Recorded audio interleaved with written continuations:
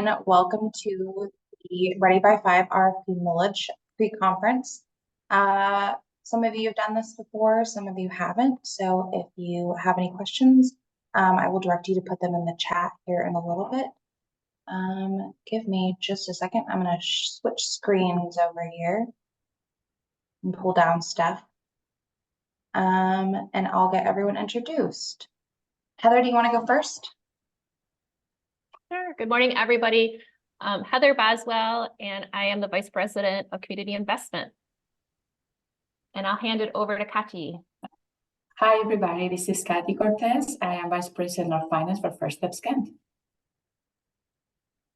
Good morning, everyone. I'm Megan Strang. I'm the Communications Director for First Steps Kent. And I am Kiana Garcia. I am the Funding Administrator for Ready by 5.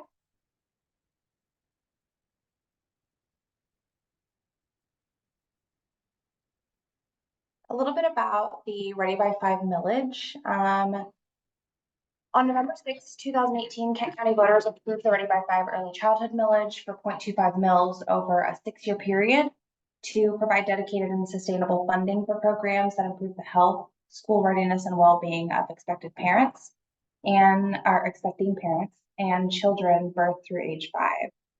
The services eligible for funding include those that support new parents to say that they can ensure their children are healthy and ready for kindergarten, increase access to high quality early learning experiences that build strong social, emotional, and intellectual foundations, ensure early identification of speech and hearing impairments, autism, or delays and disabilities so children get the treatment they need, and with funding decisions, they utilize an equity lens to consider disparity within groups and geographies, specifically seeking investment in programming to close gaps for children for low-income households and communities of color. And you can see here that from 2019 to 2024, there was an average of 39.2 or 39 million in total. And the purpose of today's pre-conference is to review each of these sections below. We will go over all of the agencies, the requirements that need to be met for Ready by 5 millage funding, the RFP that's been released, the information about EC Impact and the online application process, the RFP timeline and process to submit questions during that application period, and any answers to questions that you may have about the process and the RFP itself. As I said before, if you could please use the sign-in link in the chat. Any questions that you have, please put them in the chat. And then any questions that you'll have after today, those will need to be put in a formal Q&A document, and those will be put on the FSK website. If you'll go to the millage tab along the top, you can scroll to funding opportunities or click in the drop-down menu, and information about accessing EC Impact is underneath that.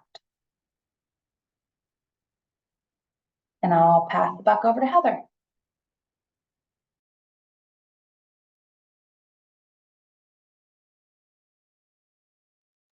Find my unmute. So the request for proposal document is available on the website. So if you click to the heading titled Village, scroll to funding opportunities.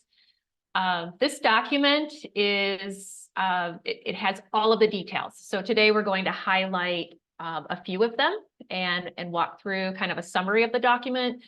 But please take a moment to review the full document. And with that, I'm going to hand it over to Kati.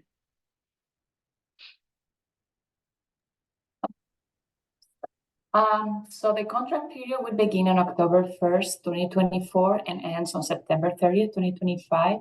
And for this round of funding, we have an estimate of $9 million to allocate, but this is contingent on the annual Kent County tax capture.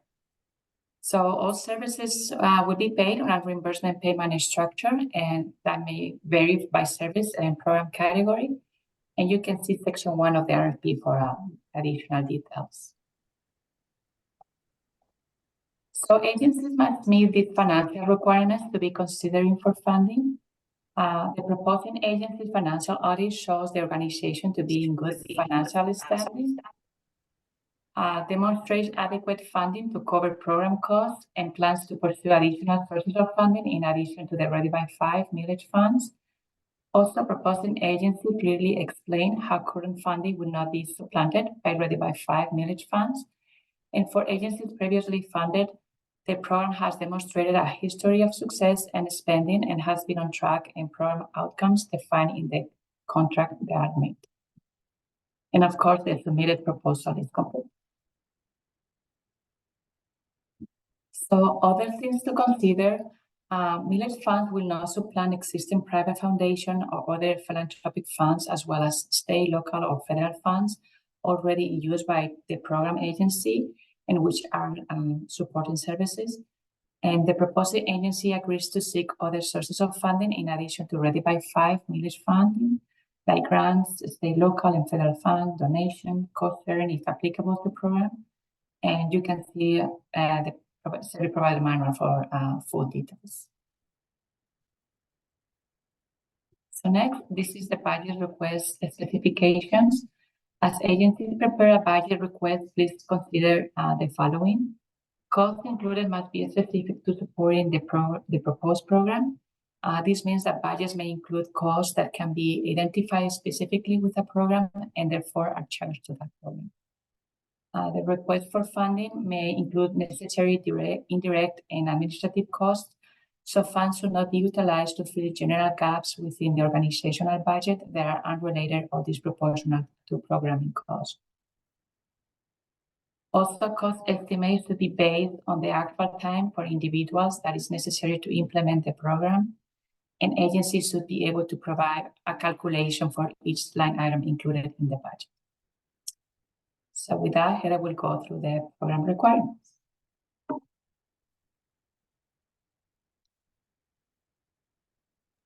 Kati mentioned this a couple times in the previous slide, the Ready by 5 Service Provider Manual. This is the document that Ready by 5 has all of the policies related to how funding is allocated, how funding is managed, and also the expectations of all programs. So as you are applying, if you're not familiar with this document, it would be helpful to take a look just to see what you're in for as a recipient of Ready by 5. So there is a link to this document in the RFP, and I believe Megan will share a link here as well, so you have it in the chat. So within the service provider manual, this is one of the areas that the service provider manual details out a bit. There are program monitoring and reporting requirements that come along with a contract to receive this funding. So that includes meetings, attending meetings, such as the Ready by 5 Quality Improvement Consortium. Requires organizations to participate in an annual program assessment. There is an annual fiscal assessment that is required by agencies, and agencies must be able to report on the actual cost of what their program is spending in order to receive reimbursement. There's also, for most of the programs, for the direct programs, there is a requirement for data to be submitted monthly at the individual level. And all programs are required to submit a quarterly report. So the chart gives kind of the timing of how often these different requirements are required. And additional information can be found in the RFP and the Ready by 5 Service Provider Manual. As mentioned, every organization that is awarded funding will will contract with First Steps Kent. And within the contract, there will be individual program goals that you will identify in your proposal. But there will also be the number of individuals served that we are asking for in the proposal. So just a projection on how many children or how many expecting parents will be served by your respective program. Encounters will be something that we'll work through the contracting process. And what this is it varies by program to program, but it's the number of contacts or sessions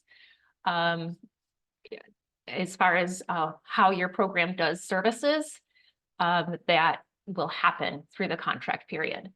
And then there's also the tracking of spending, just to make sure that spending is on track.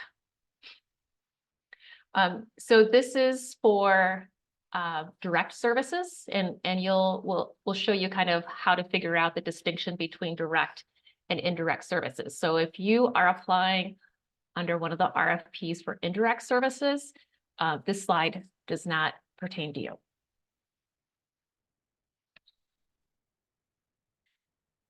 We also want to touch on the importance of equity inclusion with this process. We have a comprehensive interest in improving equity among all demographic groups, especially communities of color, as well as any family and households with incomes at or below 200% of the federal poverty level. So as your organization is applying, especially with those more direct funds, we will be asking questions about the different communities, groups, type of households that you're intending to reach.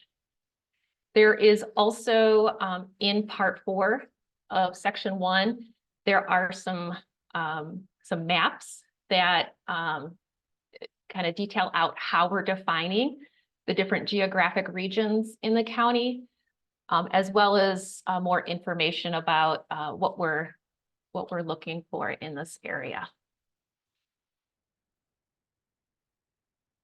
So with that, I'm going to hand it over to Kiana. All right, everyone, let's go ahead and get an overview going of all of the RFPs. If you can see here, there is a link that should be popped in the chat here in a second, and that will take you to the RFP for this time around.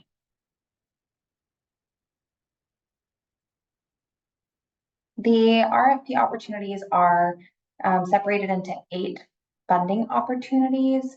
And as an agency, you can apply for more than one opportunity, but only one program type may be selected for each proposal submitted.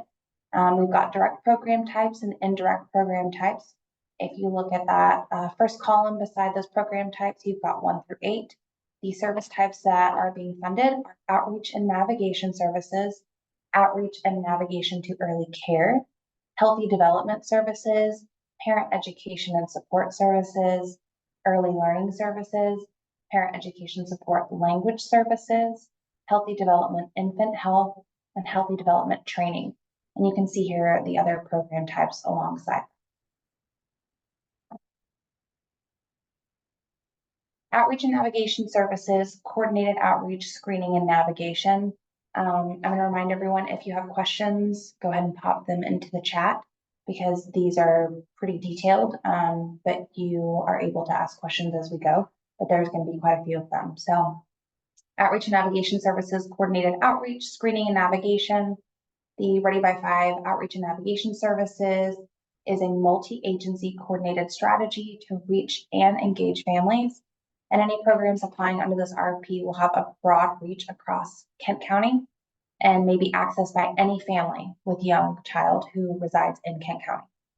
So the outreach aims to increase the usage of the early childhood resources, and programs will work to identify the needs of the families through a formal screening and conversation.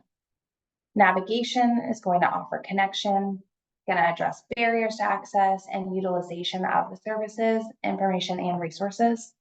And the goal of this RFP is to increase cross-agency collaboration between providers.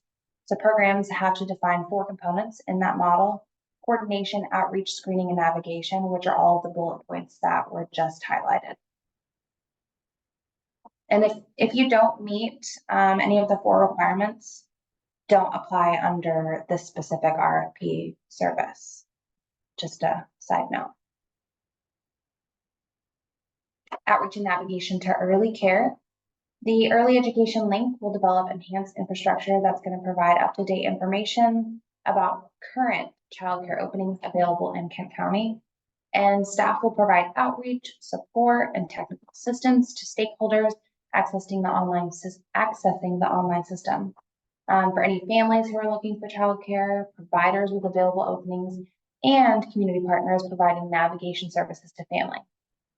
With this service area, efforts at the local level have to align with the child care resource and referral efforts and long-term planning happening at the state level.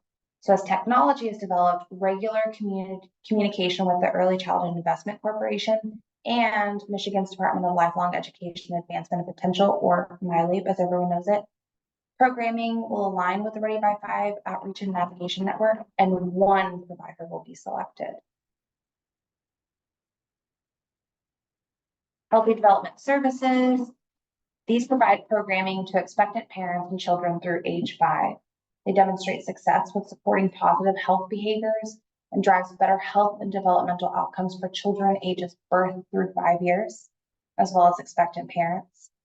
Agencies can apply under one of the following program types: developmental and social emotional screenings and referrals, healthy and safe home environment programming, and niche parenting support. To give a little more info on these, please read section 2 of your RFP carefully, but to note, home visiting programs or program proposals applying under this category will not be considered. Parent education and support services. Parent education and support programming ensures parents have knowledge and skills to support their children's health, development, and learning. And the service will provide in-home or community-based support and education. So agencies can apply under home visiting programming. And child safety is not, you will find more info about this in your RFP as well. The early learning services. Early learning programming supports early learning and development and responds to the diverse families and children residing in Kent County. All programming will incorporate elements from the Department of Lifelong Education, MyLEAP, Early Childhood Standards of Quality. Programming will offer any number of nationally recognized or evidence-informed services to children through age 5. And the agencies that apply for one of the following two, you can apply for one of the following two program types: play and learn community programming and early literacy and learning. And then again, there's more info in the RFP. Parent education and support, language services, translation and interpretation. All currently funded Ready by 5 programs will be eligible to request interpretation and translation services, and the cost will be covered by the source of village funding. First Steps is taking a focused approach with services, seeking proposals who can provide consistent translation and interpretation for the most utilized languages. This request for proposal seeks agencies who are experienced with providing translation and interpretation services in one or more of the following formats: face-to-face, this is English to another language or the other way around; over the telephone or video; document translation, again, we ask that you not get out of hand with like a book that needs to be translated, but again, we are wanting to have someone who can have document translation. 1 hour in services for requesting agency staff to learn about cultural considerations as they serve families through translation services. And Healthy Development FEMUR, which is Fetal Infant Mortality Review, will fund one lead organization to implement and provide ongoing management of the Fetal Infant Mortality Review Network for Kent County. Through a rigorous review process, the FEMUR network seeks to identify factors contributing to infant death and develop action-oriented recommendations to eliminate fetal and infant death in Kent County. The knowledge gained will inform Kent County's early childhood network on the key programs and initiatives that are necessary to support healthy development of all babies and infants. And the additional specifications quarterly reporting to Kent County's Early Childhood Network, and an annual summary. Only one agency will be funded, and this is really to address social equity, economic, and health factors that contribute to healthy births in Kent County. Healthy development training led, Ready by 5 training and education lead. More focused approach with this program type. This is continued trainings for all new direct service professionals funded by Ready by 5, new being the key word there. Training will provide a reflective space for newly hired Ready by 5 funded employees in direct service positions to attend and learn with the topics below. So health equity and related social needs, motivational interviewing, empowering and goal setting with families, effective documentation, how to work with interpreters, and strategies to ensure families are successfully navigated, approaches to support well-being for the profession. And First Steps is anticipating one proposal will be selected for this area, but you'll find more around the program types in your RFP. All right, I'm gonna pass it over to Heather. Thanks, Kiana. Kind of moving everybody back to looking at the RFP proposal. The contents, like what is included in this document, in section 1 will include the funding details and the overview of all the RFPs, the requirements of funded agencies, equity and inclusion. So these are the topics that we kind of just took you through highlights of in the past slides. Section 2 is the RFP specifications for each of the programs and services. So this is where the requirements for each RFP are included. Section 3 gets into the RFP process. So the submission process, how do you submit the application? It'll get into the question and answer process, the RFP timeline, and information about the Resident Proposal Review Board. There are additional materials that we recommend that you reference. So today's slides and a recording of today's presentation will be available on the First Steps Kent website. There is an EC Impact Agency Training Manual. So in addition to the information that we highlight in these slides, this manual will really walk you through kind of step by step. How do you register your agency? How do you request an application? There will also be the question and answer document. So there will be a record of written questions and answers that will be regularly updated on First Steps Kent website as well.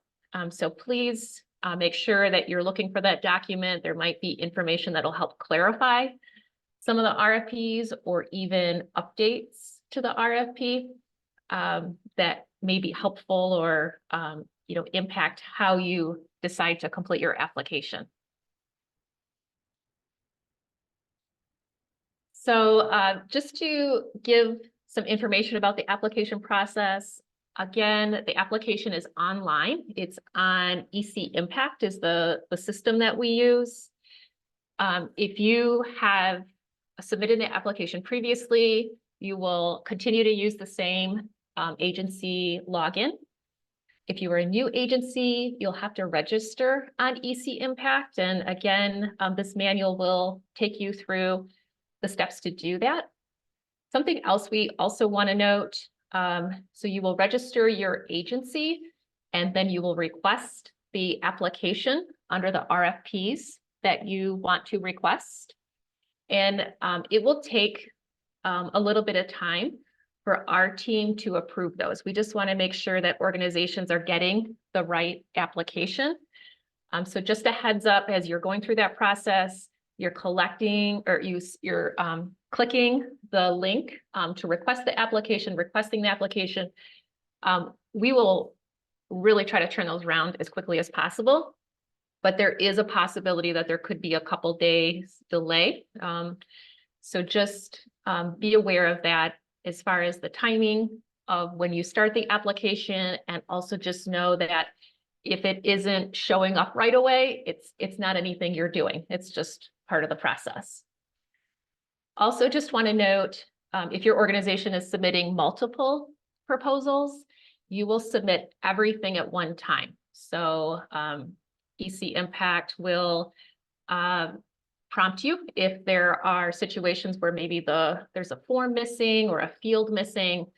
But make sure that you have everything included for the multiple proposals, and then you'll hit submit all at once. So a little bit, some highlights from the manual. Once you register your organization, you should see this column on the left-hand side that is titled Apply Report. So you will click that request RFP application, and a screen will come up where you will see assign programs to this Ready by 5 funding application. It is this create a new program to apply. For this process, you'll need to click that, and it'll take you through multiple screens. So you will complete information about the program that you are applying. So it'll include the name of your proposal and a brief summary and contact information. Then you will select the RFP that you want that proposal to fall under. So if you are applying under healthy development training, you would select, I think it's RFP 8. You'll just make sure that you're looking at your RFP document and the drop-down menu and selecting the right RFP. And then for some reason, it makes you click next, and it makes you click complete registration, and it makes you click continue.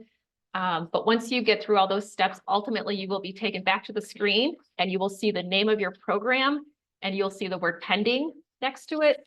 And you will know that it has been requested, and you're waiting for us to approve it and open it for you. So again, that is all detailed in the EC Impact Agency Training Manual. So the other thing that you will see on EC Impact is this agency information. We would just want to point out, with the agency information, you only need to submit this once for your organization. So this is attachment 8, and this is giving details about the staff and leadership diversity within your organization. So this is for your organization.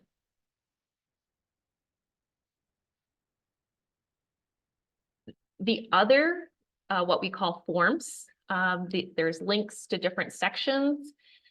These are all specific to your program. So if you are applying under multiple programs, you will complete a narrative section for program 1 and a narrative section for program 2. And this is the section that really gets into how much you're requesting, the elements of your program. We ask questions about how you're going to incorporate parent voice.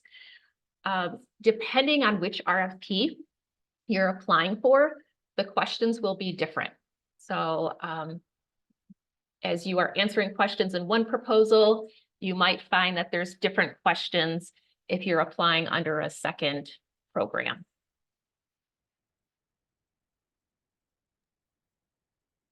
We just also, we want to draw your eye to the evaluation criteria. This can be found under each RFP, and highly suggest as your agency is developing the proposal, be sure your description is meeting the requirements in the evaluation criteria. This can be found in section 2 under part 4, criteria breakdown. And so just make sure that your narrative and the answers that you're giving are addressing the criteria. Okay, I'm gonna hand it over to Megan. All right. So step 3 of the RFP is to determine who will be served by your program. So the number of individual serves needs to be a unique count. So note that you won't count both parents and children from the same family.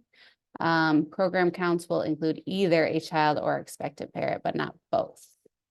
And also just be realistic in this number. Your contract is ultimately created based on your proposal, which is what your evaluation is based on. So your success will be evaluated by the number you're projecting to serve. And then while you're working on the number served, you will also work to indicate the communities of focus.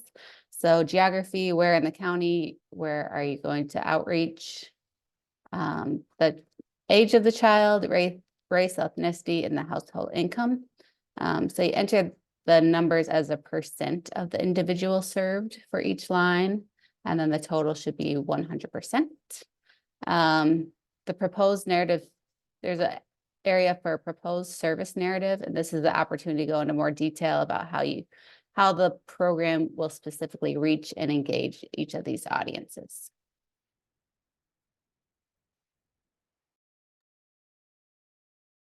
All right, step 4 is to determine measurable program goals. These are previously called SMART goals, but we added an I to be inclusive.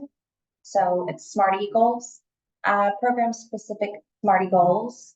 These are specific to your program and they follow a template that's written up by additional measurements that you can use to determine effectiveness of your program. And you can include a minimum of 1 program specific goal. Again, that's a minimum of 1.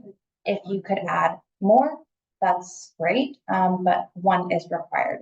You can use the format below, which says the program will increase, decrease, add, create, modify, blank a condition or a behavior through or by, which is the how, and what it will be tracked by. An example of a SMART goal. The program will increase the number of families reporting positive parenting practices through families completing 12 home visits annually and will be tracked by families completing the Piccolo tool. Or this program will increase the number of parents reporting that are reading out loud at least 20 minutes per day to their child by having pediatricians speak to parents about the importance of reading during pediatrician visits, and will be tracked by the number of caregivers reporting a change in behavior during the annual caregiver survey. And in step 5, you will describe your partnerships, and these will be formal partnerships that you have in place. And formal basically means that there's a written agreement that's already in place. And it has to be defined whether it's a new or existing relationship. And then you'll include a description of what that relationship is and what will be exchanged. Is it an exchange of funds? Is it an exchange of data? And for situations where funds are exchanged, the partner will need to be listed in the budget under the individualized subcontractor section. And if there's a collection of individual level data by a partner, there has to be a ready by 5 consent in place, and data will need to be submitted to the Kent County Health Department. All right, Kathy, I'll hand it over to you for budget. Thank you. So step 6 is the budget details. And so in this section, you should enter all sources of revenue and support for the program, which includes the Ready by 5 request amount, any donations, cost sharing if it's applicable, and all additional sources of financial support and in-kind support. So for cost sharing, here you can see what services and program types are required to participate in cost sharing and which ones are not. The ones that are required under healthy development are the developmental, social, emotional screening and referral, healthy and safe homes environmental programming and needs family support, under parent education and support, the home visiting program, and under early learning services, the early literacy and learning program. And the ones that are not required for outreach and navigation services, the coordinated outreach, screening, navigation, and the early care connection. For early learning services, the play and learn community programming. For parent education and support, the translation and interpretation support. And under healthy development, the fetal infant mortality review network led and the training and education leads. And again, you can see the Ready by 5 service provider and a manual for additional information. So for the budget detail description, in this section, agencies will be asked to provide information about their donation, cost sharing, current funding, and how the proposal budget rate for administrative expenses are calculated. So you will need to include the following information for each position: the position title, FTE of each position, and percentage funded by Ready by 5, if this is a current or a new position, and a brief description that includes the minimum education required for that position. So step 7 is the full budget for Ready by 5 only, and it has been updated for 2024 and 2025. So this is how we divided the budget under these 4 sections. Section 1 is the direct program expenses, which are expenses to support positions that are essential to service delivery that directly support families and young children. And also any position that gives supervision to direct service positions will be included in this section. And one thing to consider is if the proposed program does not provide face-to-face services to family, it is considered an indirect service, and wages and benefits will be included in under section 2. So section 2 is for supporting program expenses. This section is reserved for costs that identify specifically with the program, proposed program that are not the resources providing face-to-face or direct support to families. Section 3 is for administrative expenses. This section is for back office costs only, and they are based on the actual time for individuals that is necessary to implement the program. And again, Ready by 5 funds are not used to fill gaps in your budget that are not related to your program cost. And agencies will submit administrative expenses as a single expense that represent a percentage of the agency overall overhead proportional to the program. And finally, the section 4 is for subcontractor expenses. So any partner, agency, or contractor included in the indirect direct expenses section will be that will be receiving Ready by 5 funds through the contract is considered as a subcontractor. And that includes any agency providing work on behalf of the program that does not fall under an administrative cost. So please review the RFP section 1, part 1A for additional information, since there has been some changes with funding guidelines and how positions are categorized in this respective budget section.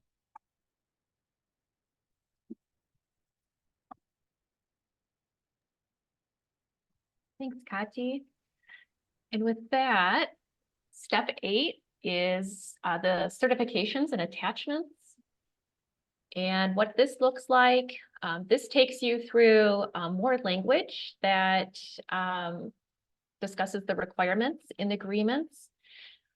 For the proposing agency agreement and proposal certification statement, we ask that the agreement be signed by the leader of your organization. So whether that's an executive director, president, CEO, they must review and sign these forms, and the board chairperson of your organization. So you will find a PDF version or I think it's a Word version of these documents that you can fill in, have the organization, people in your organization review and sign. And these can be uploaded into a PDF version and be submitted with your application. So they should be combined, or no, I think they're actually submitted separately with their attachments. So this is the section that you will upload the certification and the attachment B and C that we just reviewed. You will also include your organization's most recent audited financials. There will be the opportunity to attach up to 3 letters of recommendation. We're asking that these letters be bound into one PDF file and submitted as one document through this attachment.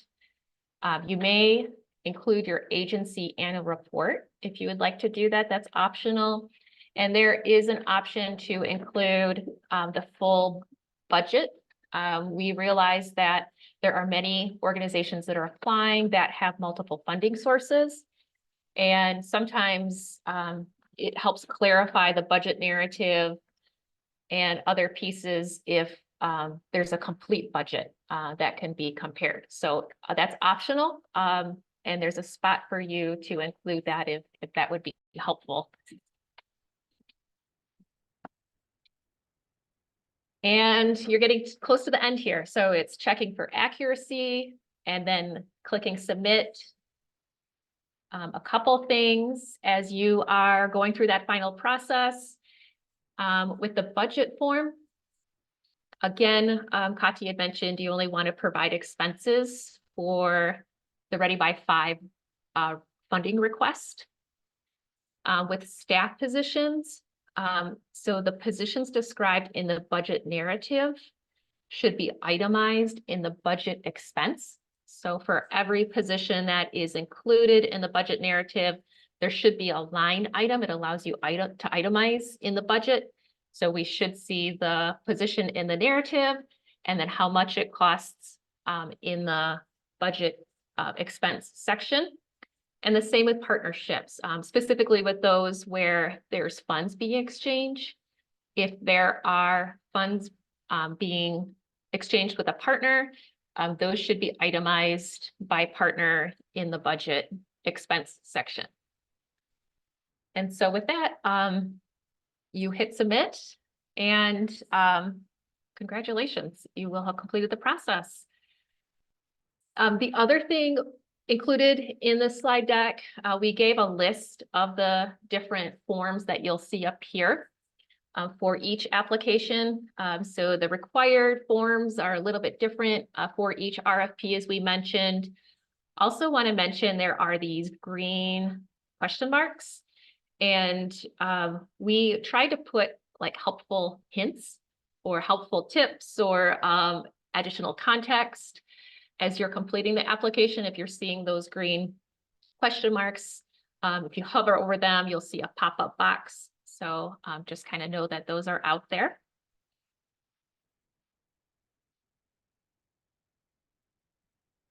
And I'll hand it back to Kiana to take you through the question and answer period. Thanks, Heather.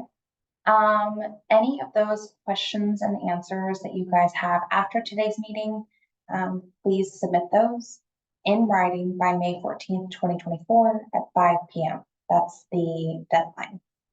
There's a link that will be provided in section 3 of the RFP and not via Easy Impact. And no questions will be accepted after that period. So May 14th, 2024, lock it in your minds because that is the absolute deadline.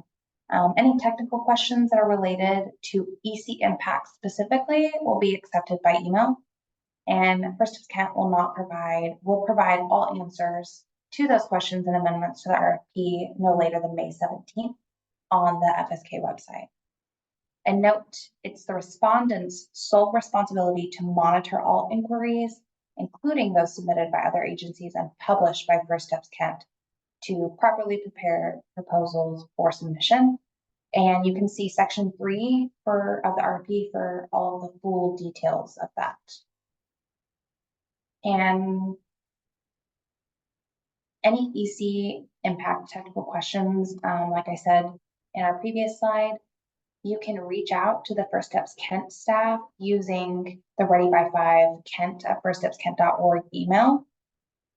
And again, this is for EC Impact online application processes only, or EC Impact technical questions only. So we're unable to answer any questions related to the RFP unless they're submitted through that written process. So this is really important that you only ask EC Impact questions to that email inbox, and any RFP questions need to be documented. The timeline that we've gone through kind of today, the RFP was issued yesterday, and today you're all in attendance of our second pre-conference. And the pre-conference question and answer period will close, or sorry, the RFP question and answer period will close on May 14th, again at 5 p.m. That's the deadline. Any final questions and revisions to the RFP, if necessary, will be posted to the First Steps Kent website on 5/17/2024. That's May 17th. The deadline to submit your proposals is May 28th at 3 p.m. The Ready by 5 Resident Proposal Review Board, or the RPRB allocation meeting, will be from the 20th of June to the 26th of June. And then the First Steps Kent Commission will review and approve RPRB allocation recommendations. That's on June 27th. And then agencies will receive preliminary notifications of their awards on July 8th. And to note that final award approval is contingent upon approval by the Kent County Board of Commissioners, and that can happen anywhere between July or August.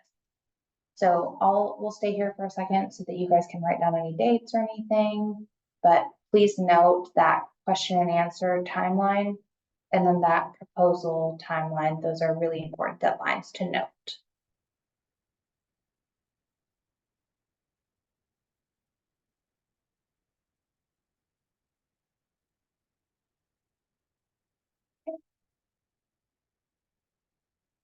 In addition, First Steps Kent is going to be reaching out to all proposing agencies with questions and requested clarification from the RPRB, or the Resident Proposal Review Board.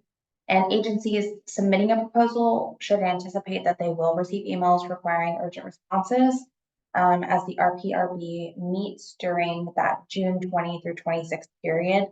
And questions will be sent by email to the individual listed in the primary contact and EC impact. You'll see the picture to the right of the screen will have agency profile, and this is where you will go in and make sure that you update that information. And your agency may be asked to present on your application to the RPRB. And please double check that the email and the phone contact that you have for an individual listed in EC Impact is the primary contact, and that they're correct, and it's correct as you submit your proposal. In addition, that person will be the primary person to receive that email or phone contact. So if it is not the person that you have there now, please change it to who it needs to be, or update it to whoever the primary contact needs to be. All right, any questions that are in the chat? We'll answer as many as possible today.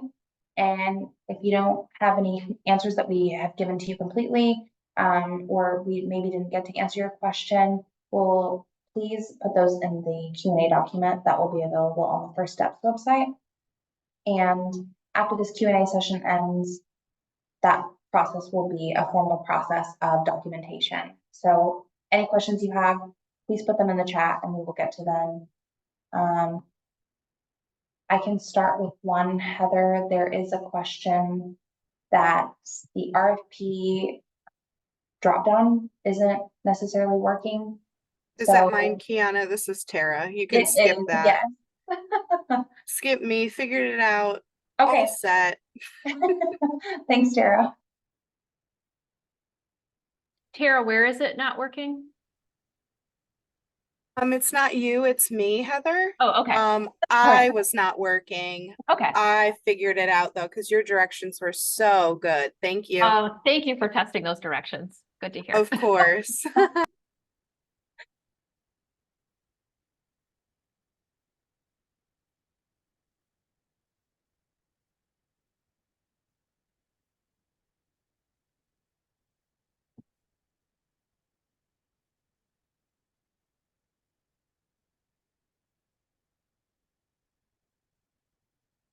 There is a first question on here. If asked to present, will that be the week of June 20th through the 26th?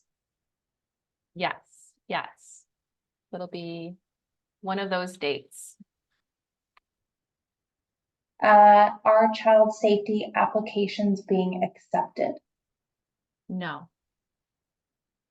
That is an area that's not being funded this round. Oh, I'm trying to move my screen so far. Okay. Oh, you're okay.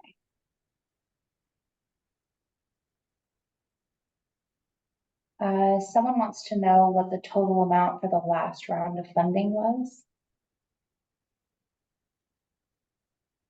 Kachi, Yeah, for the last, that's tricky because of the fiscal year change for the King County, but the last round of funding that for contracts that is starting January 1st, 2024 through September period was 8.9 million, but we have contracts for last quarter of 2023, October, December of 2.1 million, so total was 11 million. yeah, I just want to acknowledge Kati has been going through some financial gymnastics. The county has changed their fiscal year from a January through December to a October 1 through September. So there's been some wonky 9-month contracting, and we're just very happy that this next round is for the new 12 months and everybody will be on the same financial tracking.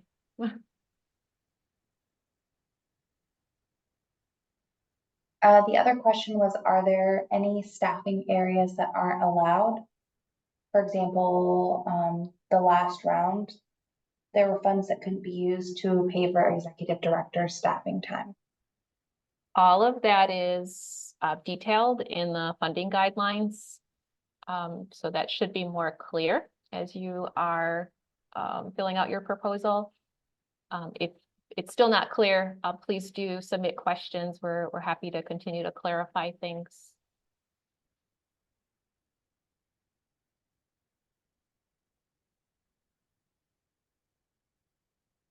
Angie, did you want to clarify your question? Sure. Sure. We currently have a waiver because we're not able to charge families given they're contracted under Medicaid and insurance. And so in the past, we've submitted a waiver. Is that still an option? And would we do that in the RFP and explain why we're not able to do that? Not that we're not willing, we're just not able. Yep. So there is the opportunity to say no or not sure at this time and to give more information in the application. And so that would be the place that you would detail that out. Oh, okay. In that area. Okay. Mhm.